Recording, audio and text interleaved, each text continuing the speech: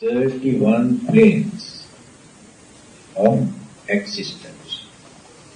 That means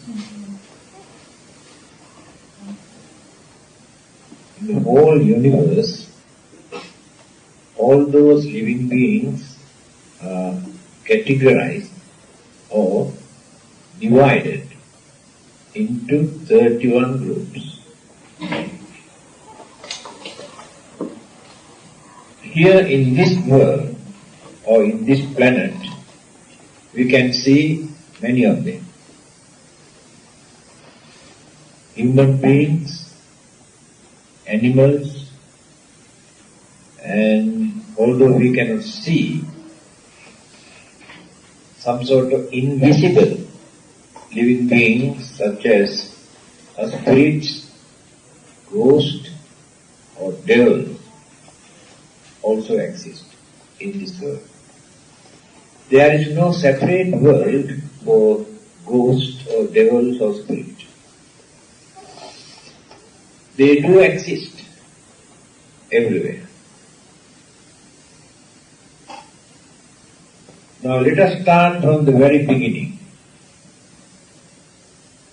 Start from hell, from bottom up to the top. Hell is regarded as most miserable, very unfortunate, a state where living beings suffer throughout their life. Sufferings exist everywhere. As human beings also we suffer. But our suffering is not like sufferings in hell, because we have interval. We suffer, again we enjoy. We cry, again we laugh. Again we suffer. Now this is our way of life.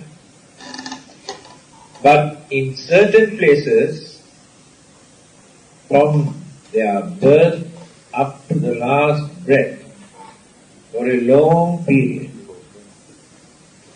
no happiness, no pleasure, no laughing, but physically and mentally most miserable and sufferings. No interval. From birth up to the death, not even 1 minute interval to take rest. That is called hell. This is the nature of hell.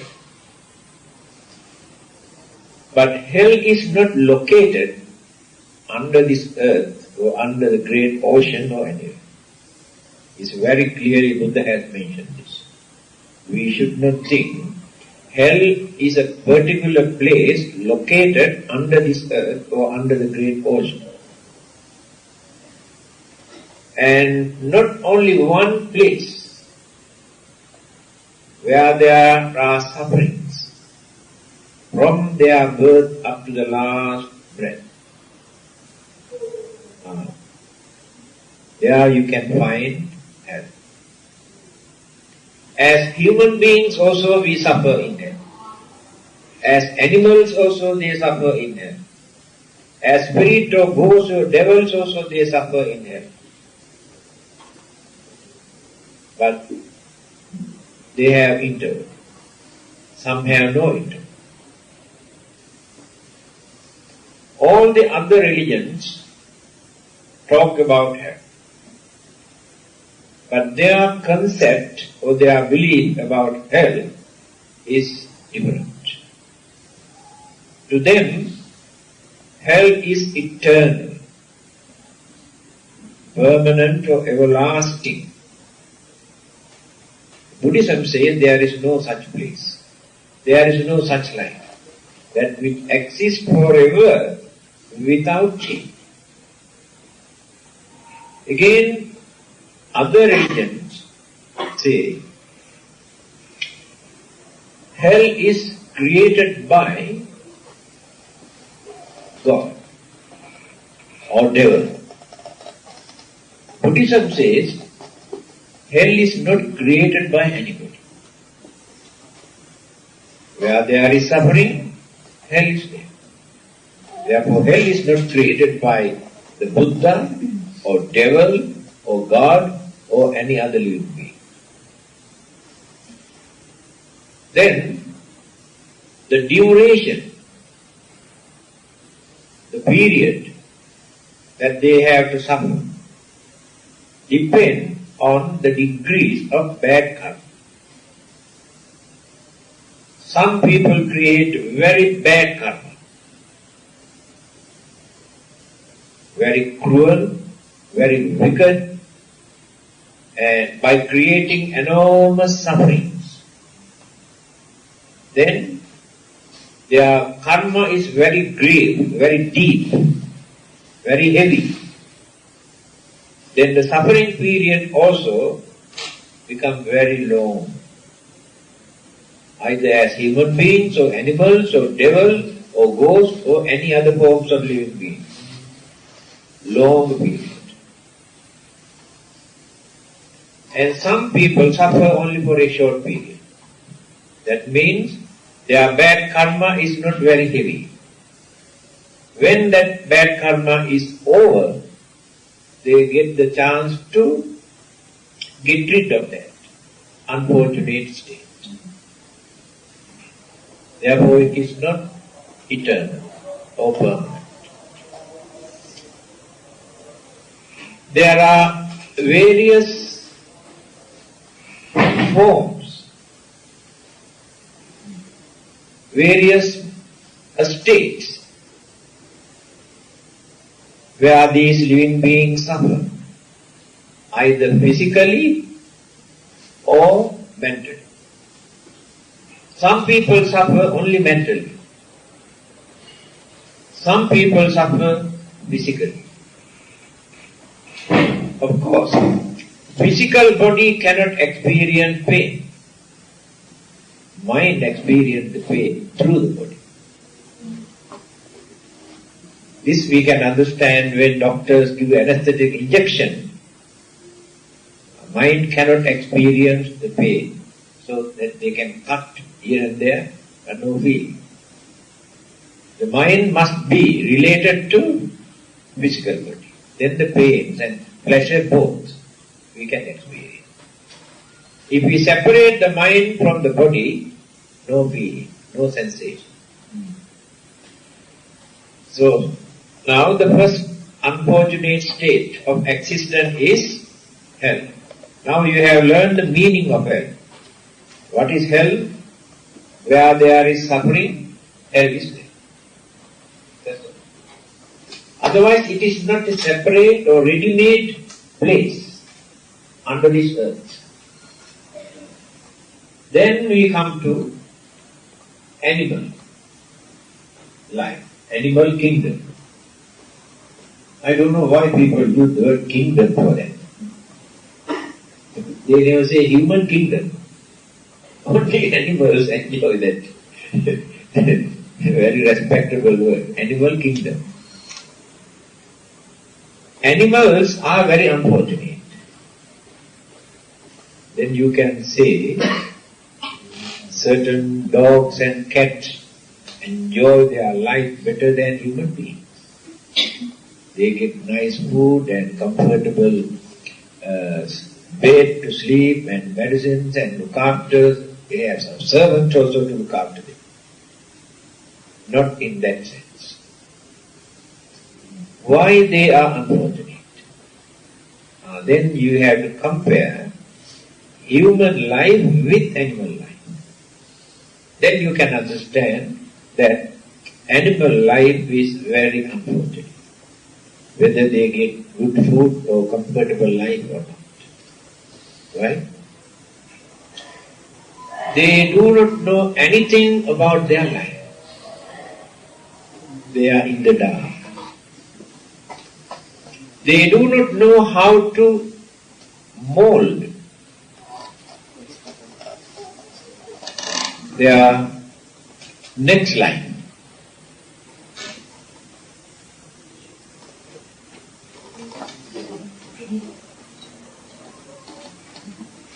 Animals do not know how to prepare for the next life.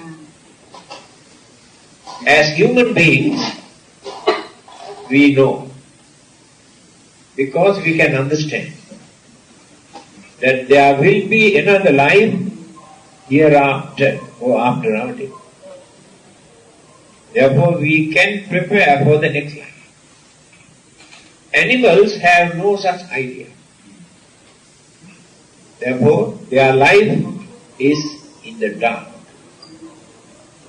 That is why we say they are unfortunate. Again, rebirth takes place as animals because of certain bad karma that they have committed.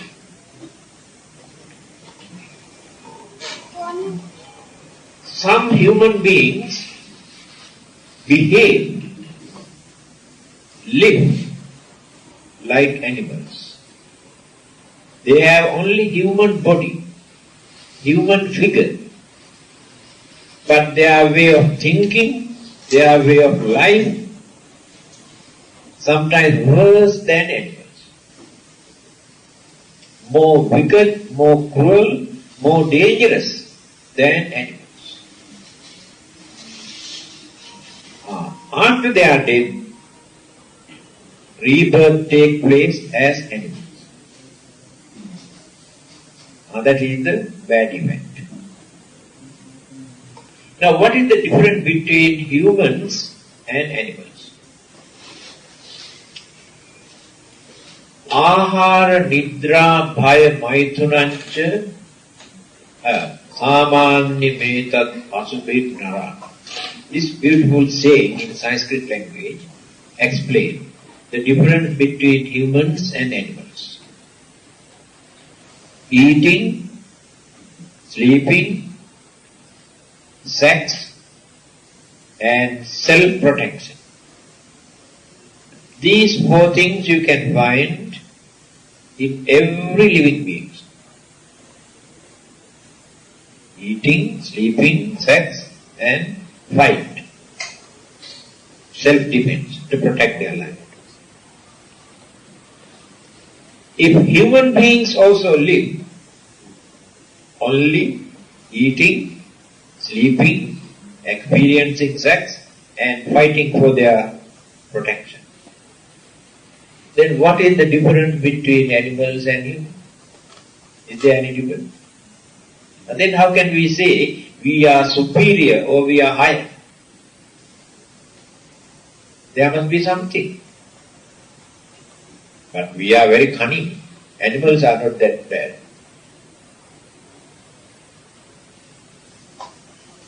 But there is something that we cannot find in animals. Dharmo hitesam adhiko visesa. We have something extraordinary thing. What is that? Dharma. This dharma you cannot find in animals. What is dharma? Dharma means noble life.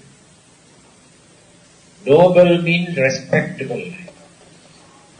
Respectable means harmless life.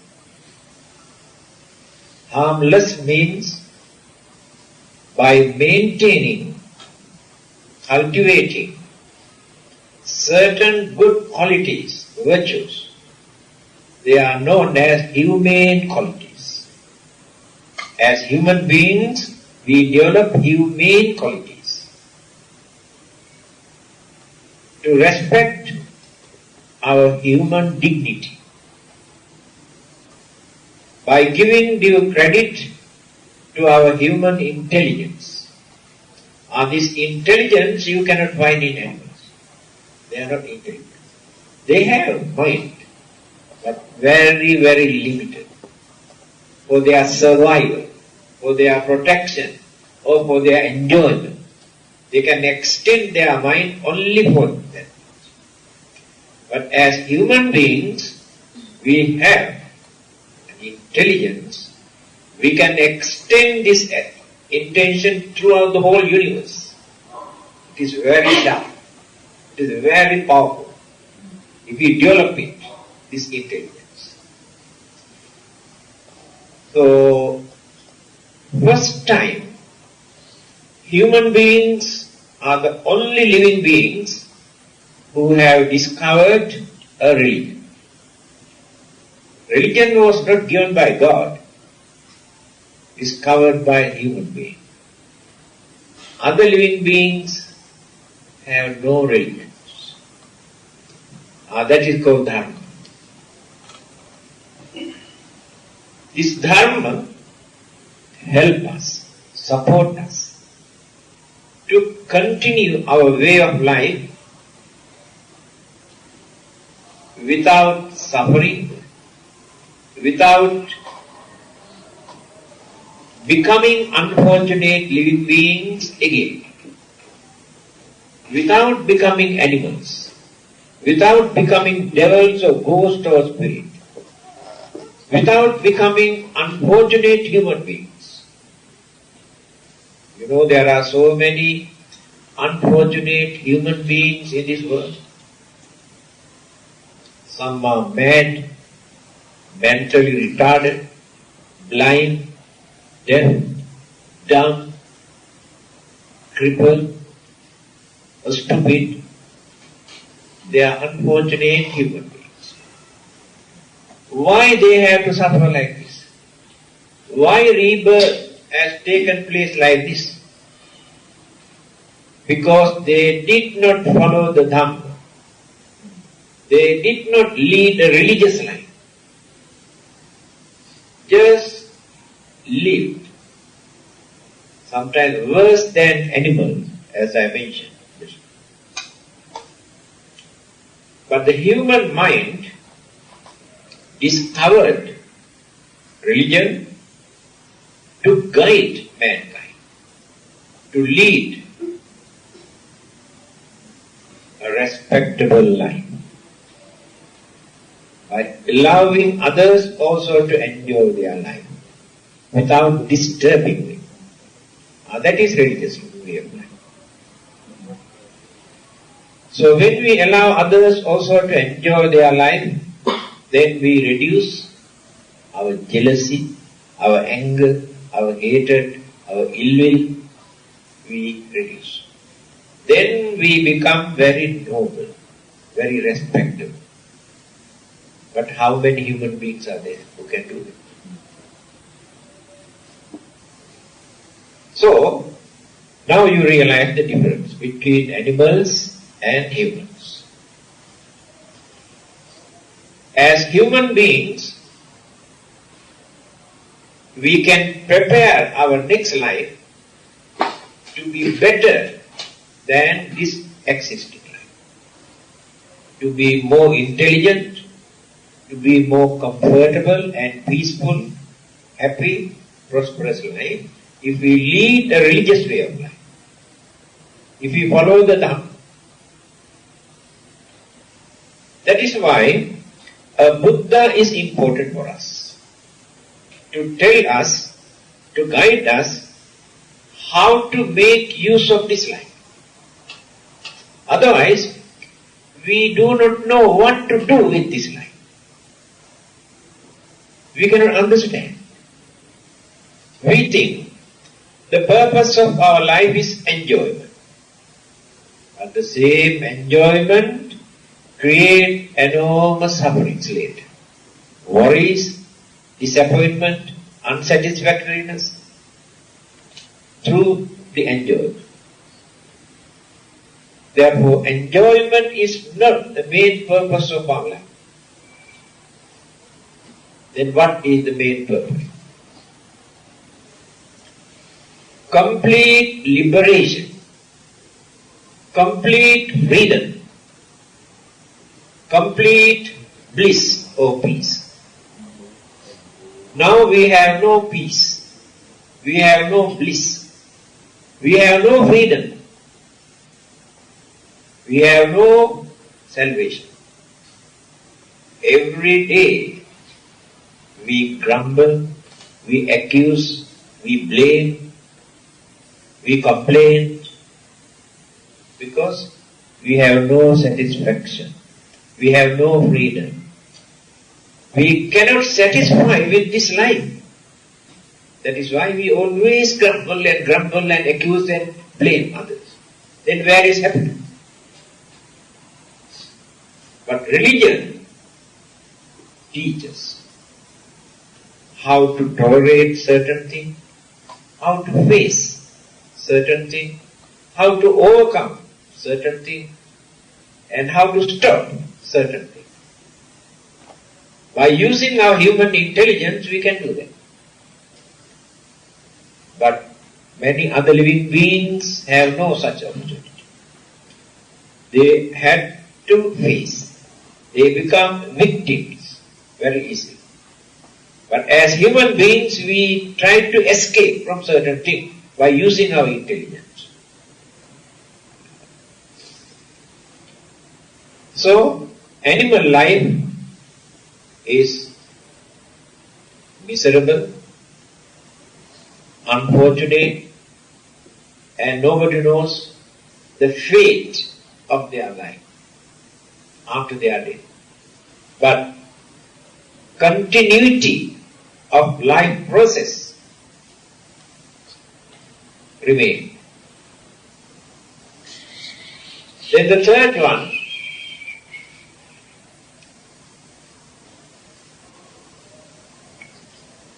Preta. Preta means a spirit world, invisible. They do exist here, in this world. There is no separate world for them. Of course, you believe that your good friends sleep for 1 year and there's a particular day they get up and come out. And you prepare something for them during that period. You call them hungry ghosts. They go down and sleep for 1 year. There's a particular day for them to come out. They are Chinese ghosts. Chinese ghosts are very obedient. Not like other ghosts.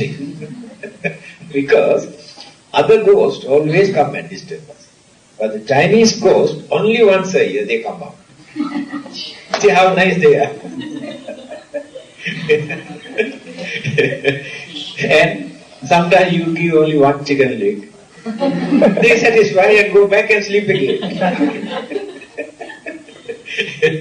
Very nicely, you introduce them. Anyway, these ghosts or spirits exist. We cannot deny, we cannot say there are no such living beings. Why they are invisible? Why we cannot see them? Do you know the reason? The formations of this life, this body, take place due to the combinations of elements and energies, mental energies. Three things there. Mental energy, cosmic energy, and element. In our case, humans or animals, more elements like solidity or fluidity or heat or wind. These are the four elements. Therefore, we can see the formation, the vision. But a spirit and ghost, they have more mental energy, more cosmic energy, and lesser degree of element. That is why we cannot see. When we develop our psychic power or attain Arahanta or the Buddha, then through their wisdom we can see this ghost or spirit or whatever. Therefore we cannot say they never exist. They do exist. And they are very jealous, very cruel, and also very miserable. Because of their problems, their trouble, their suffering, they disturb others.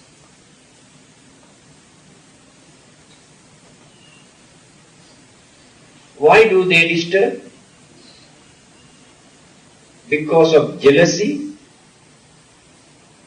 anger, and intolerant mental attitude. Not like human beings or animals. They always disturb others. Now let us take a snake, cobra, poisonous snake. Any time they are ready to attack. That is their way of life. If you touch a little bit, attack. This is the nature of serpent. These snakes are very, very cruel by nature. Their duty is to attack, that's all. So if the snakes are like this, what about these devils and ghosts? They are also very angry, very cruel, very wicked, and very jealous. Disturbing others is their hobby. Of course, there are human beings also. By disturbing others, they enjoy. Some people behave worse than cruel animals. Yesterday, or day before yesterday, State Times, I have seen in America, a very rich contractor who has killed 33 young boys by torturing them secretly.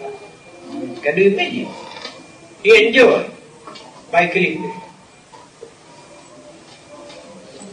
Can we regard them as human beings? That is why I told you, human body, but the mind is not human. Very uncultured, very cruel, very wicked mentality. So, how to escape? This is very important. How to escape from devils, ghosts and spirits? By praying and worshipping to them? No. Simply by worshipping or offering certain things, you cannot escape. If not simply worshipping and praying to Buddha or God, no, not it. This is very important. Because all are scared of devils and ghosts and spirits. But they do not know how to escape. When our minds are pure, ghosts and devils and spirits become powerless to attack. If we have more anger, more jealousy, more grudge, more ill will, more immoral attitude, then they get the chance to attack us. Take for instance, you are very kind. You never disturb others. You are very honest. You never bluff others. Never tell a lie. And you always extend your sympathy towards others, assist and support. You never hurt others, either by scolding or accusing or beating. You never hurt others because of your kindness. Such kind-hearted, compassionate people will be free from their attack, because they never, devils or ghosts never attack. They cannot do that. Not only devils and ghosts, even fierce animals also never disturb them. There are certain monks and some people who meditate in the jungle, where there are fierce animals like lions or tigers or pythons, but they do radiate their kindness and compassion, metta, every day. And those animals also never come and disturb, because the environment around that area is completely different. They smell it, they feel it. That is the power of mental energy that we radiated with kindness and compassion. That is why I told you, this dharma, this religious way of life, always protect us and guide us. Dhammo have rakhati dhammachari, the beautiful sayings in Buddhism. If we live by following certain religious principles, but these religious principles, this dharma, always protect us.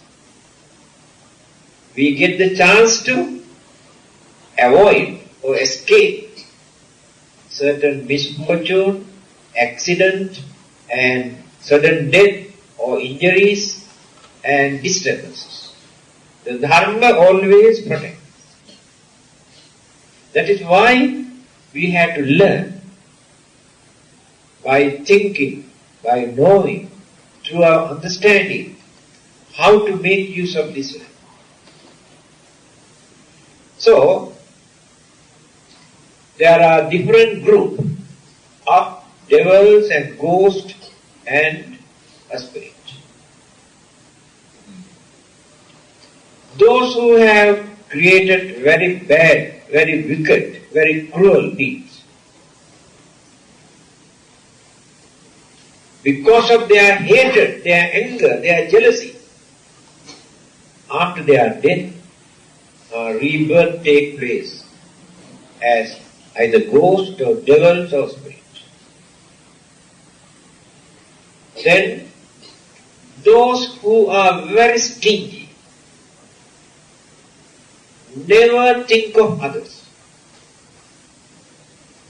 They earn, they enjoy, never give even single cent for the benefit of others. Greedy, stingy, and they never create any good karma. Just enjoy their life, thinking this is the purpose of life. So what will happen?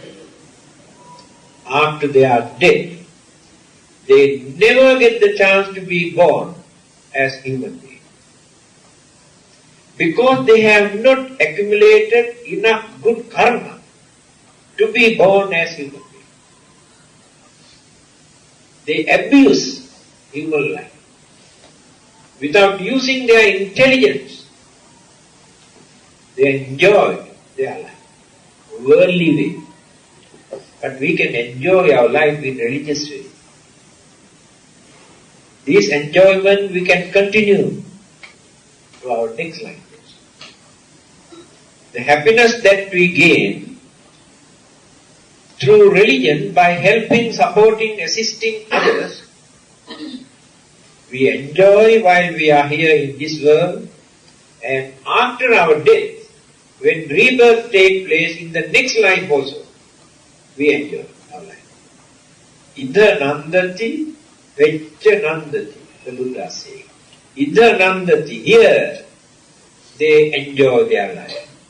Veccha nandati, hereafter, after their death, also they enjoy their life, because of their happiness that they gain by doing meritoriously, religious work, helping others.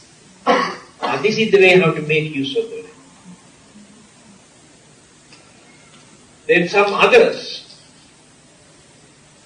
who develop their cruelty, enmity, anger, all the while, day and night, boiling and boiling and boiling with anger and hatred and cruelty and enmity. They have so many enemies. If they die,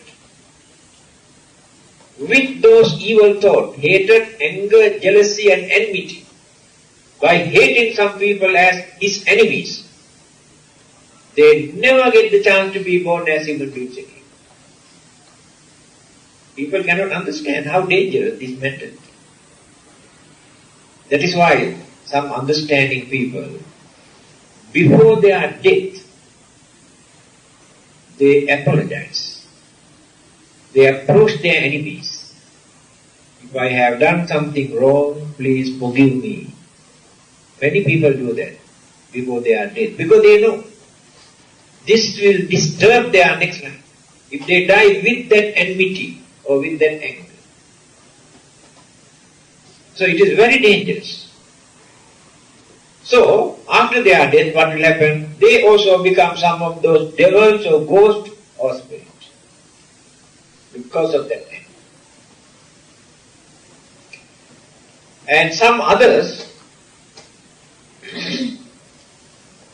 by leading very unhealthy, meaningless, immoral, harmful, dangerous life, by encouraging others also to do the same thing. After they are dead, it is difficult for them to be born as human beings. They also become either spirit or ghost or devil. For a long period they do exist. Not like human beings or animals. Their lifespan is higher than humans and animals. Their lives is unfortunate, full of suffering, and again after their death, they also die. After they are dead, sometimes they become worse than devils or ghosts, because throughout their life they disturb others. This is the uncertainty. Then come to human life.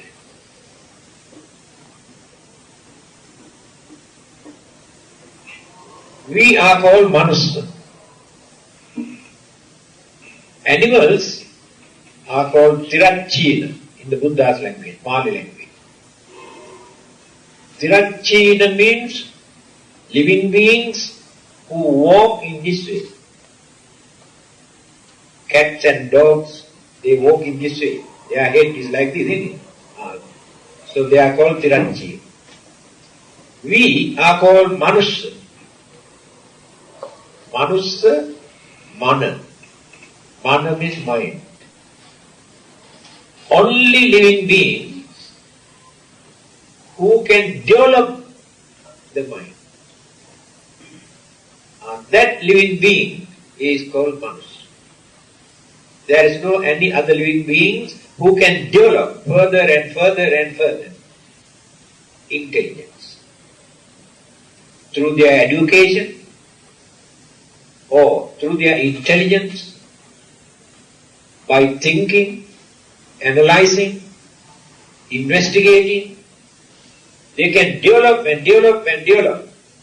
See how many things they have discovered in this world. Scientists, psychologists, philosophers, great thinkers, religious teachers, by using their intelligence. No any other living beings who can do this. Therefore we are very fortunate. We can develop if we work hard. Then we know what to do with this life. Once. What is the purpose? Purpose is to see the end of all our sufferings. Now that is the purpose. Wherever we remain, still there are sufferings. Still there are unsatisfactories. unhappiness. So, then we get fed up with our life. Some people want to commit suicide because of that unsatisfactoriness. But when we develop this mind, we know how to gain that satisfaction. Physically and mentally. Every minute we experience some sort of problems with our life. Our physical body. Pain, ache. That is due to imbalance or disagreement, clashes, elements and energies in our body. Sicknesses, old age, weaknesses, all these things take place because of these elements and energies. When there is no harmony among these elements and energies in our body and in our mind. Whether we are young or old makes no difference. Pain, problems, difficulties, we had to face. When two old men meet each other, what do they talk? Listen very carefully what they talk. One man talk about his diabetes, the other man talk about his heart trouble, the other man talk about high blood pressure, the other man talk about gastric ulcer, and other man talk about cancer, another person talk about tumor.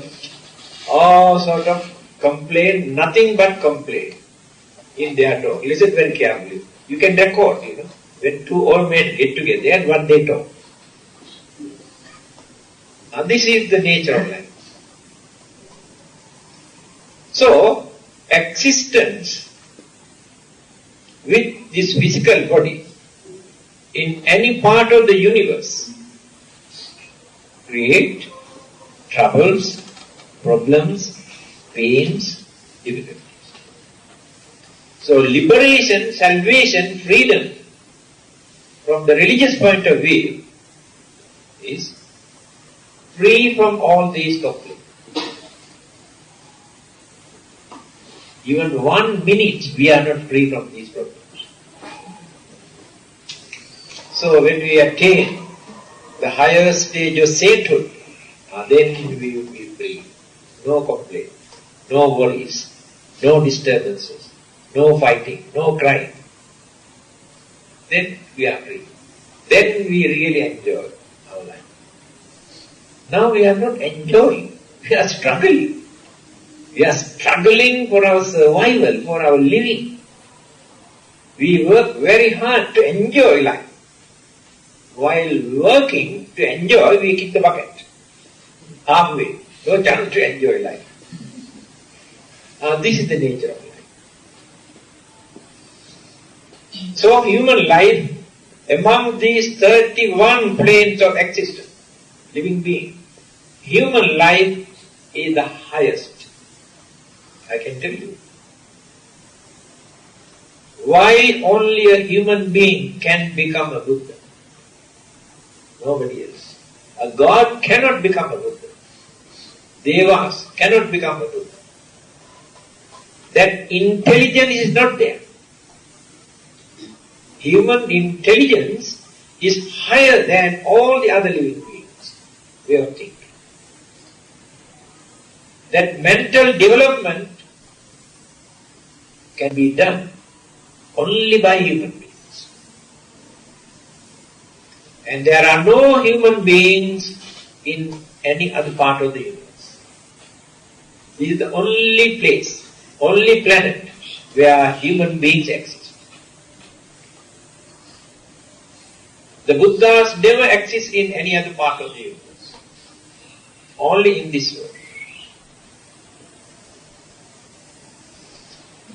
Human beings can understand the meaning of life. Others do not know. Others do not know anything about their life. As I mentioned just now, as humans we can prepare for our next life, not to become miserable. But others do not know how to do that. Alright, now let us come to Devaloka, heavens. There are 6. So when they come and ask you to join with them to go to heaven, you can say, you have only one heaven, but we have 6. And we can choose one of them, but you have no choice. You do not know that. we can choose which heaven that we like to enjoy our life. There are names also given. Jatum Maharajika, Tavatingsa, Yama, Tusita, Nimman Rati, Paranimmita Vasavan. 6. And the lifespan, duration of existence of their life.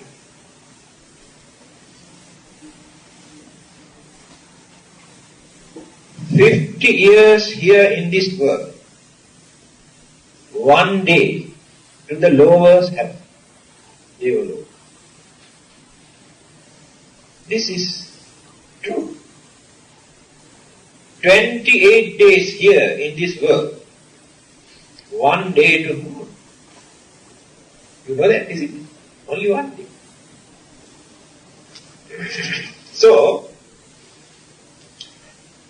lowest heaven, Devaloka, they exist 500 years according to their calculation. 500 multiplied by 50, how much? How much? Your arithmetic is very weak. 500 multiplied by 50. How much? 25,000. 25,000. They can exist 25,000 years. Lowers heaven. Enough. And there is no old age. There is no childbirth. So ladies are free from that problem. Yes, they do not give birth like humans and animals. But they adopt these newcomers as their children. They are not children. They do exist as they appear. No old age. How nice. No old age. And they have everything. Very comfortable, enjoyable life. Then how do they get this? Very fortunate, comfortable, prosperous life. How do they get it? Can you tell me? Now if you want to go to heaven, is there anything that you have to do? Simply by praying and worshipping you cannot go to heaven. These are accumulated good deeds that they have done. That is one thing. But that is not enough. Definitely we must have good karma. But these good karmas are not enough. You must have some other forces. Here the Buddha says, Satchan bhane nakujjaya dajja appasmimpi ajito. 3 things are there. Besides these good karmas, there are 3 good qualities you have to cultivate. If you want to go to heaven. First thing, Satchang Bhani. Tell the truth. Nothing but truth. Can you do that? Here, now you can see a little bit difficult. Tell the truth. Second one, nakujjaya. Don't show your anger to disturb others. Anger is there. We cannot wipe out at once. But don't use this anger to disturb others. This is the second good quality. Third one, don't be stingy. Don't be selfish.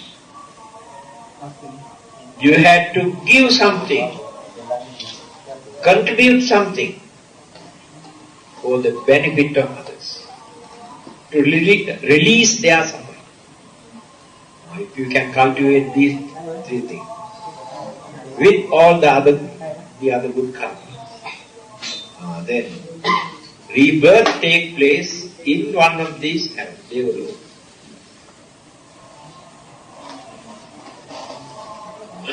Again, the difference between Buddhism and other religions.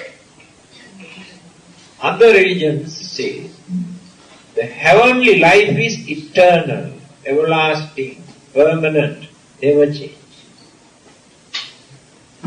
Buddhism says no. There is no such place. Can spend millions of billions of years. Even then, there will be an end to that life. Only the Buddha who discovers this. But all the others believe it is everlasting. No change. Now the problem is this.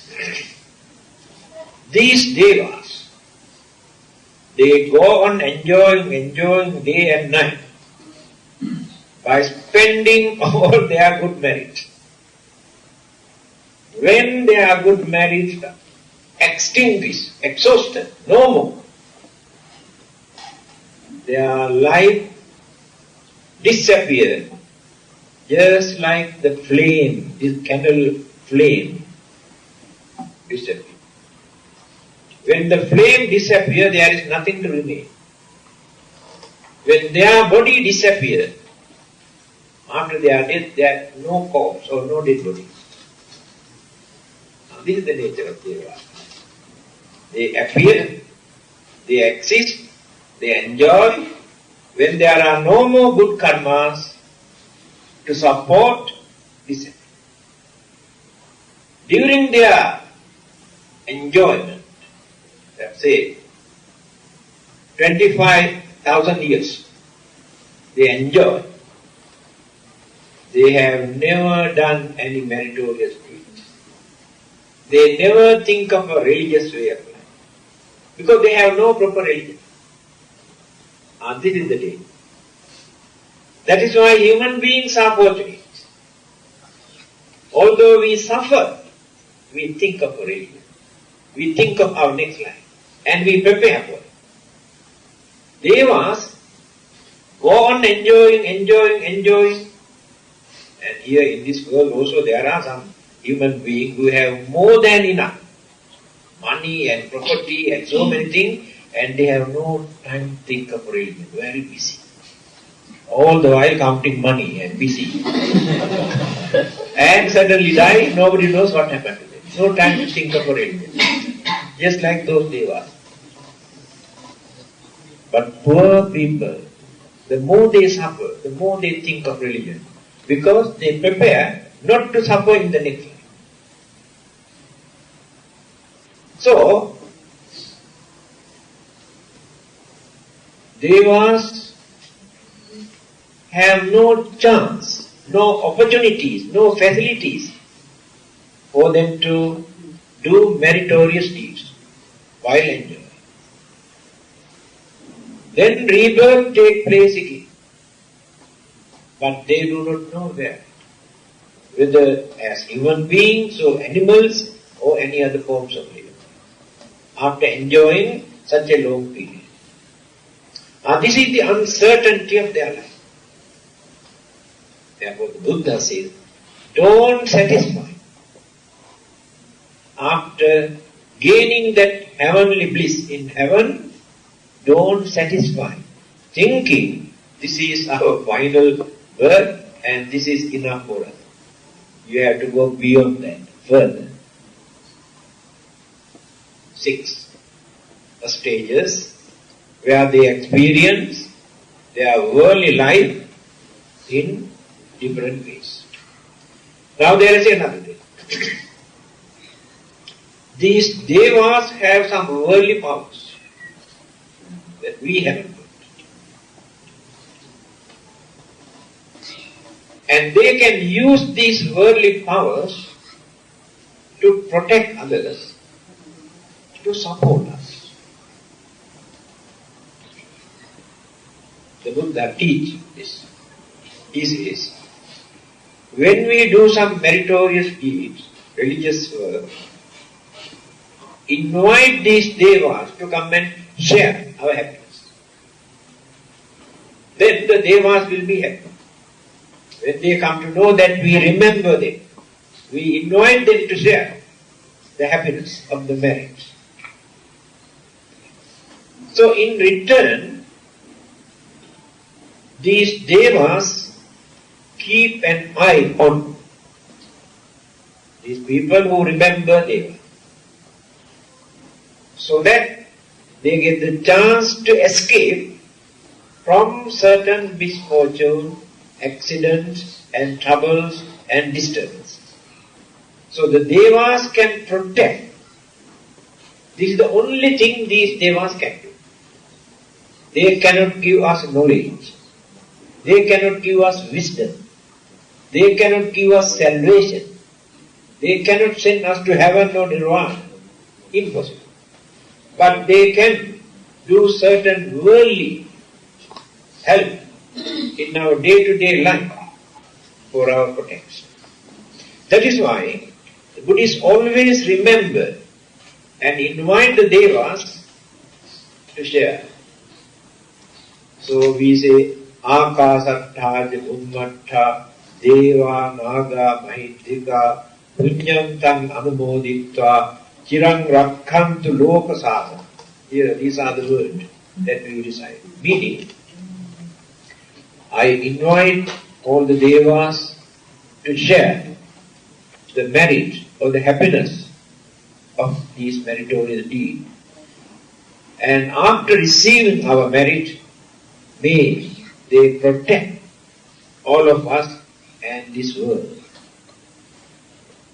Because they have such worldly power.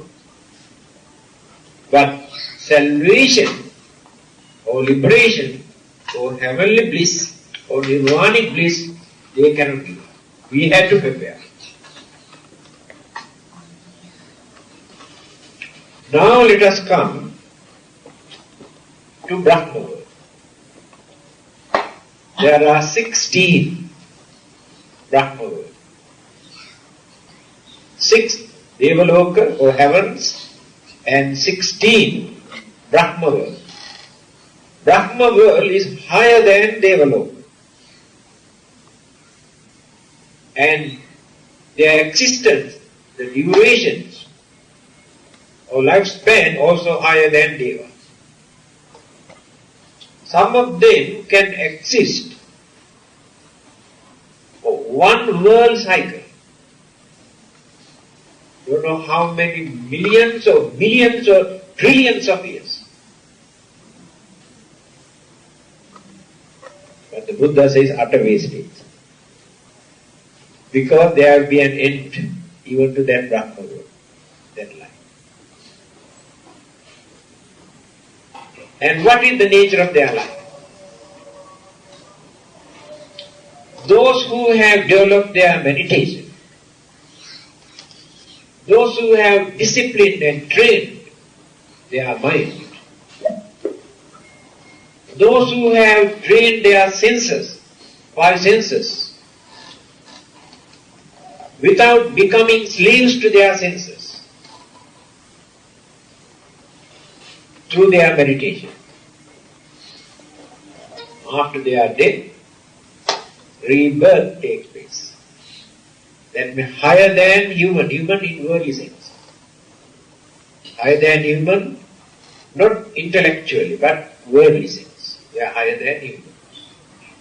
They are higher than devas. Why? They are fortunate. They always experience peace, calmness, satisfaction, happiness. Why? They are not crazy for sensual pleasure.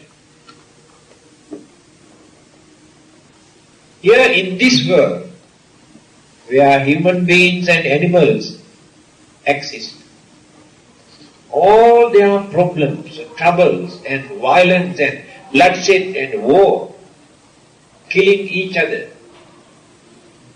because of the sensual pleasure.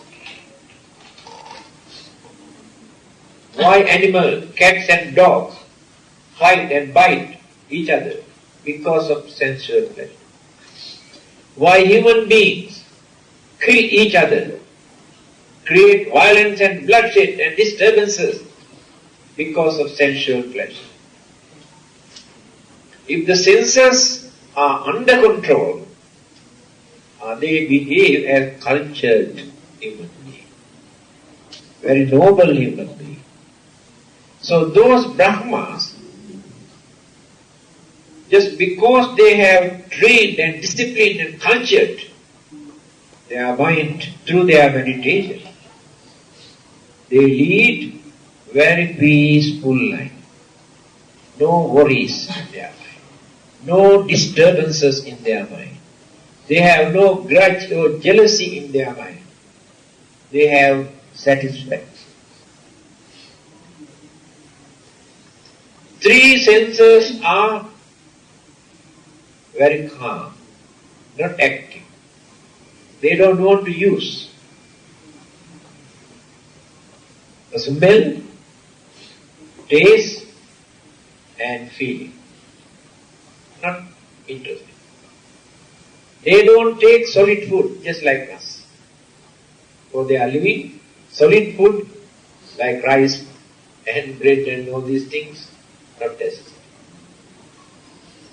They don't like to have a nice smell, fragrance, not necessary. They don't like to have nice feeling. They use only two senses, eyes and ear, for their living.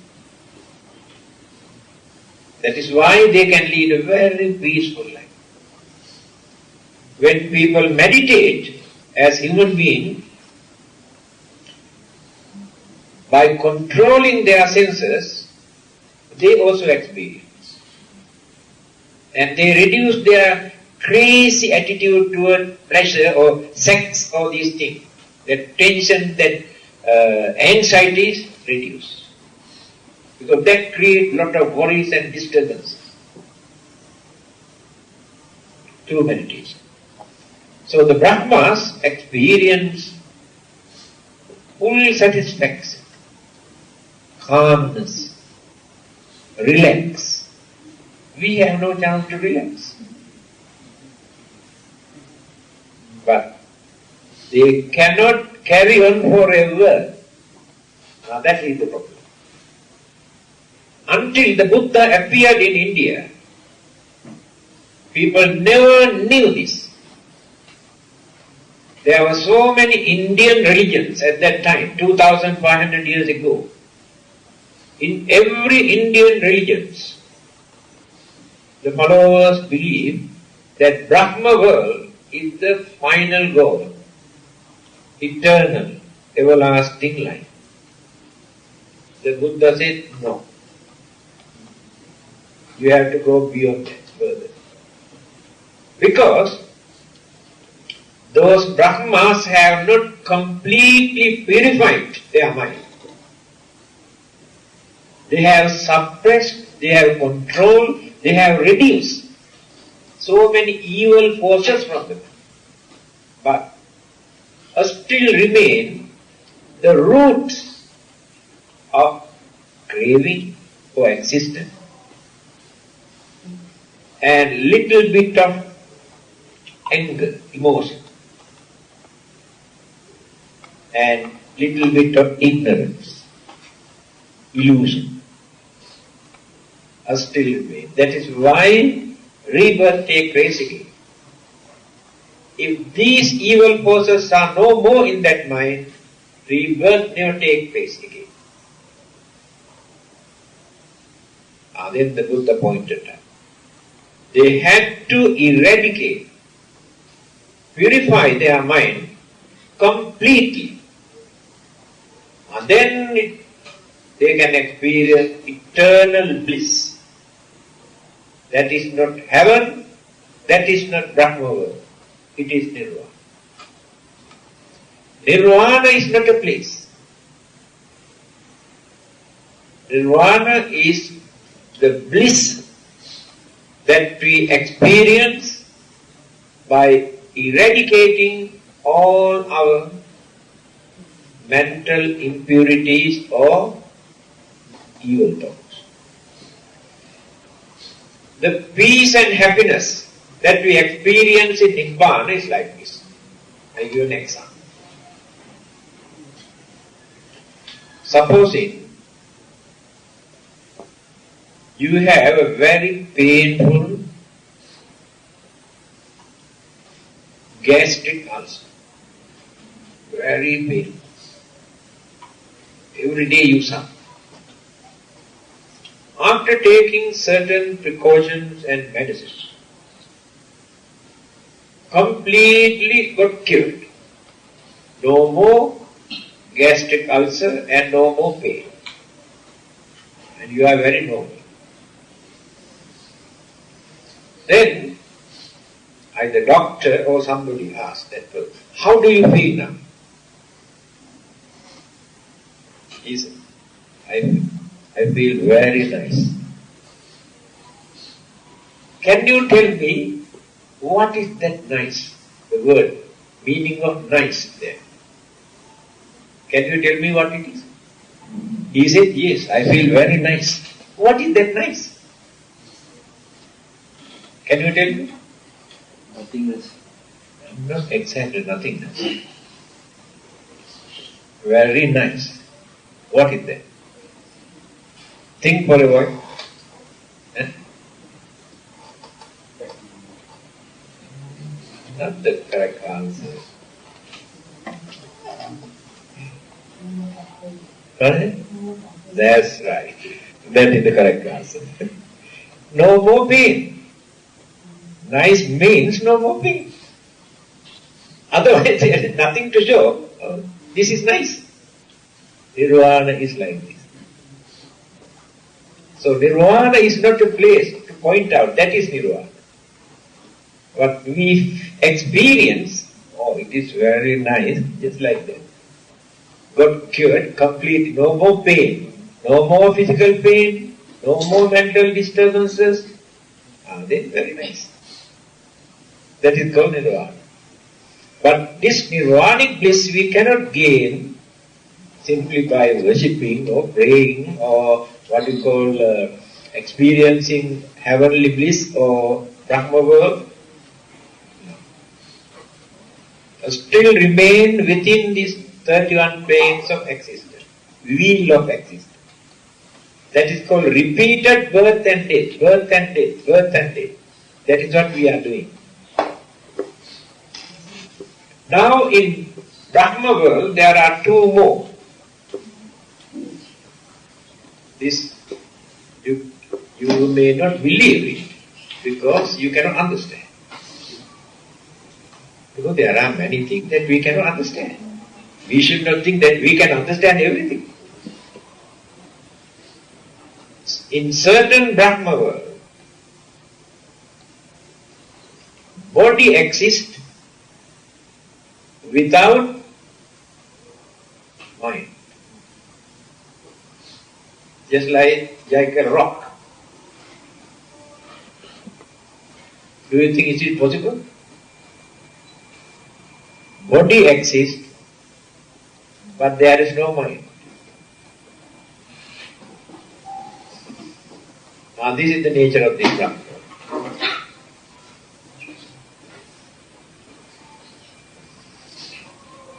Who are these people?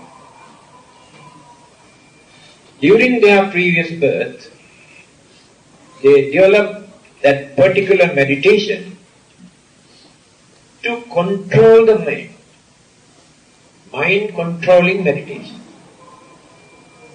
So they have stopped their feeling, sensation completely. But mental energy remains there. Mental energy is not functioning. After their death,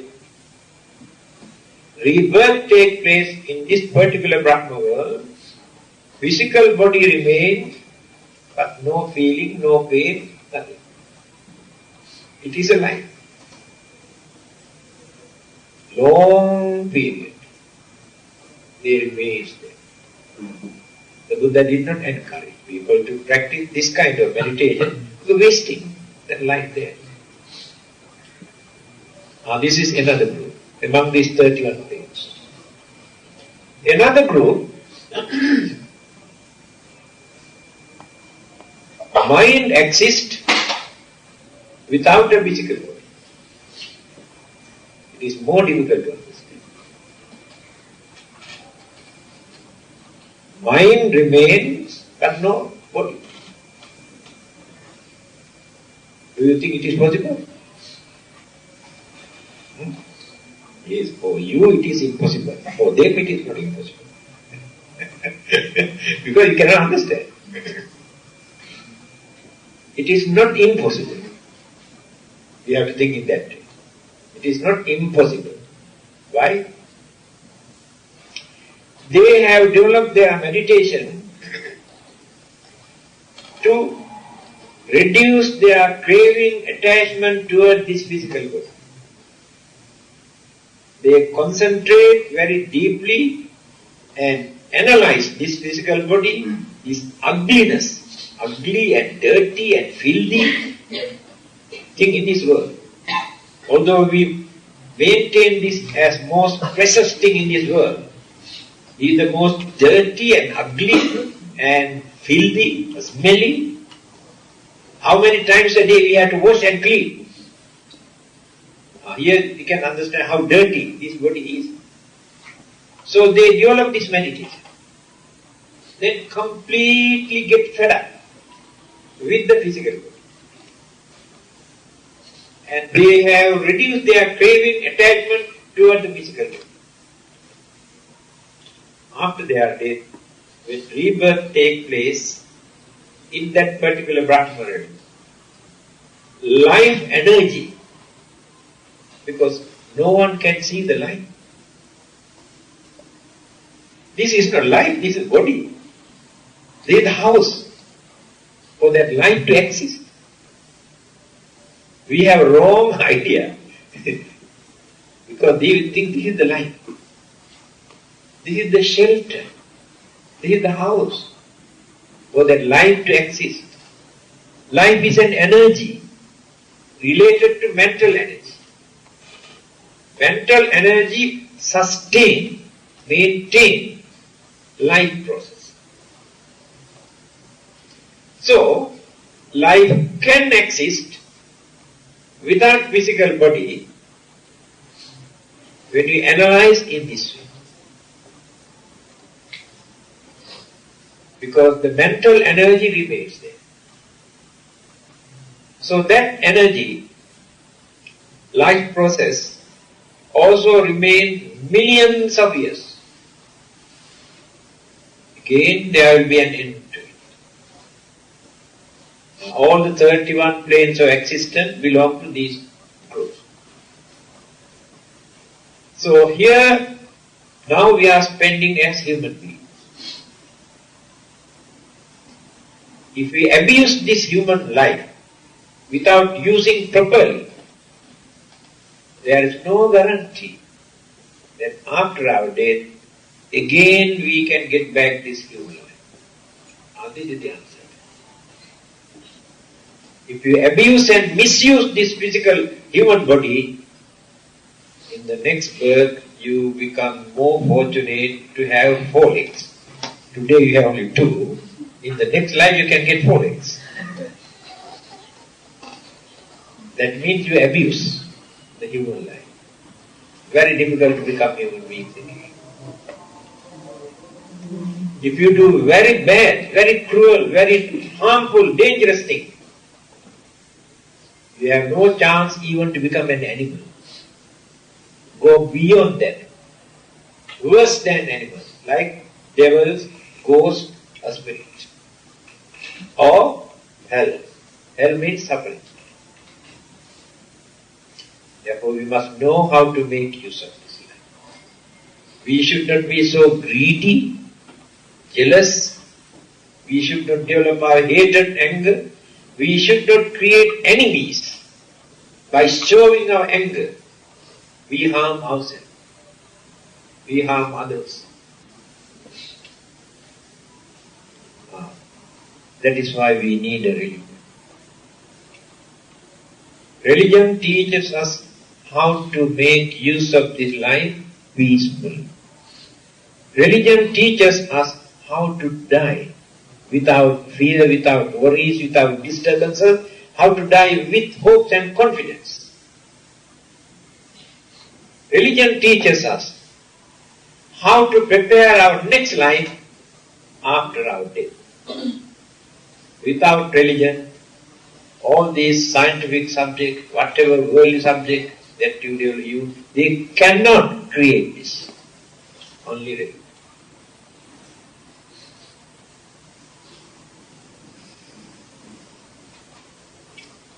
More than an hour. Coming to 9:40. We started about 8:20 or 8:20. Yes, now questions. Now I explained already various forms of existence. So which one do you prefer among those 31?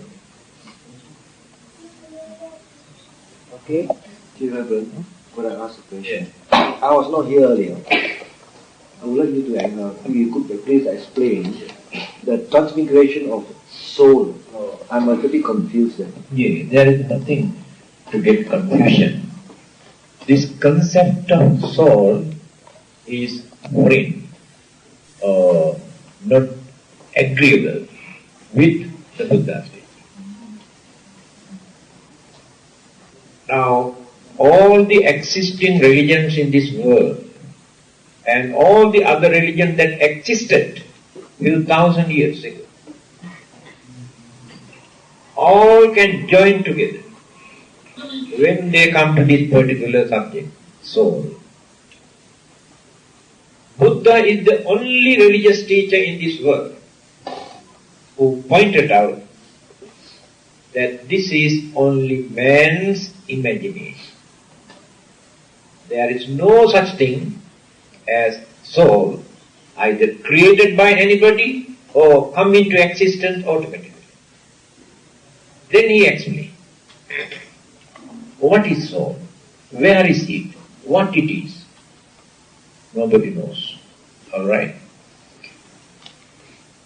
Buddhism says, mental energy is responsible for our life. When that mental energy is purified, life becomes fortunate. When that mental energy is polluted, then the life becomes miserable. Now let us take another example. We take 3 glasses here. 3 glasses of water. Then we pour orange juice into 1 glass.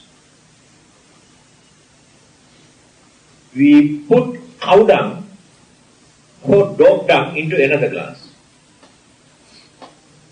and the other glass remains pure water. Pure mental energy is just like the pure water that remains in the three glasses. When we add orange juice into one glass, we purify the purity of the water. But it is useful, it is drinkable. We say it is nice. So the worldly pleasure that we experience by polluting the purity of the mind is like the orange glass. But you have purified, dirty or polluted the purity of the water. But useful. Again the other one, that you put cow dung or dog dung, is a dirty, filthy, you throw away. You polluted your mind by committing bad, wicked, cruel, immoral things. And that life throw away. That means get into unfortunate state of suffering. Very easy to understand. So the mind is responsible. Why did they create this imagination? Because they have not learned how to analyze the mind. Only in the Buddha's teaching, this method is very clearly pointed out. 45 years teaching divided into three groups: Sutra, Vinaya, Abhidhamma. Sutra, Pitaka means morals and ethics and examples and parables and stories and advices given by the Buddha for us to lead the religious way of life. Simple. That is what we are learning. Vinaya, discipline. What are the precepts? What are the things that we have to do? What are the things that we should not do? How to avoid, how to keep away, how to cultivate certain things. This is called Vinaya, disciplinary code. Another section. Abhidhamma, analytical interpretation of mind and matter. What is mind? Analyze. What is matter? Analyze. These analyses you cannot find in any other area. Abhidhamma. When you study this particular area, we can understand everything in this universe.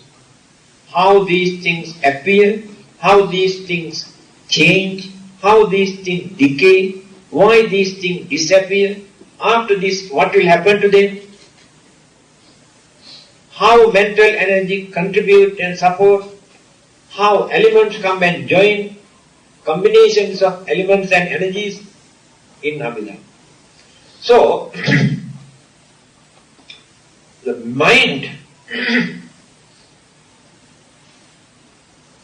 there are 4 mental faculties, not only one faculty. Mind is one, but there are different functions, different duties. Vedana, Sanya, Sankhara, Vinyana. These are the 4. First thing, Vedana, our feeling. Pleasant, unpleasant. One mental faculty experience. Second one is Sanya. Sanya means perception. Perception means we recognize, identify. This is so and so. This is useful. This is dangerous. This is harmful. That recognition is done by this particular mental faculty. Another area. Third one is called Sankhara. Sankhara means all our mental habits, wholesome, unwholesome, or good or bad, our character, our behavior, our nature, our temperament, our attitude, our moods, all these things are there. Natural, by birth. Not given by the parents, not given by God, but our own. By nature, some people are very cruel from their childhood, but others are very kind. Some others are very cunning. We can see from the very beginning, very cunning. Some others are very innocent. Who gave these things? Nobody. They are own. And some are very generous. From their childhood we can see. And small children I have seen, when they get some sweet, some of them go and share with other children. Some others, I never give to others, small children. And that is their own character. Father or mother never told them to be like this. And some of them are criminal minded. Some are very religious minded. All these things are there in that sankhara. In the modern psychology, it is called collective consciousness. In our subconscious mind, all these mental habits. Then we have our hobbies. Fishing, shooting, collecting stamps, collecting big stars photos. These are our hobbies. collecting hats, collecting shoes. All sorts of these become our habit. That means what we have done during our previous birth. I remember these sayings of the Buddha. Very easy to remember. We are the result of what we were. We will be the result of what we are. Can you remember? Can you understand this? We are the result of what we were. If our life is pleasant, peaceful, nice, fortunate, prosperous, this is the result of all the good deeds that we have done during our previous birth. If our life is miserable, unfortunate, and enormous troubles and worries and disturbances, this is the result of what we were. All the bad things that we have done during our previous birth, we are experiencing here. We will be the result of what we are. Our next life takes place according to our way of life today. What we are doing, either good things or bad things. So, all these things are there in that third mental faculty. When people hypnotize a person, they can dig out so many things, even the previous birth also. And Arahantas, when they attain sainthood, they recall, they remember all their previous activities in their subconscious mind. But people never knew these things earlier. Only the Buddha dig out all these things. And the last one is called Vijnana, consciousness. Consciousness means five senses bring object from outside into our mind, give new information. The smell, the taste and the vision and the sound and the feeling. Give some information to our mind. And mental image. Mind itself creates thought and imagination and image. Again, those four mental faculties, among those four earlier mentioned, our feeling, our recognition, our habit. These three mental faculties also contribute to that consciousness. Good karmas, bad karmas, our habit, our nature, our character, all these ingredients are there. So when that consciousness departed from here, transmitted from here, after our death, it is not the soul. People would not understand. So when that consciousness departed from here, again combined with the external cosmic energies and elements. After that, settle down in the mother's womb. Then, So there is no place for soul in Buddhism.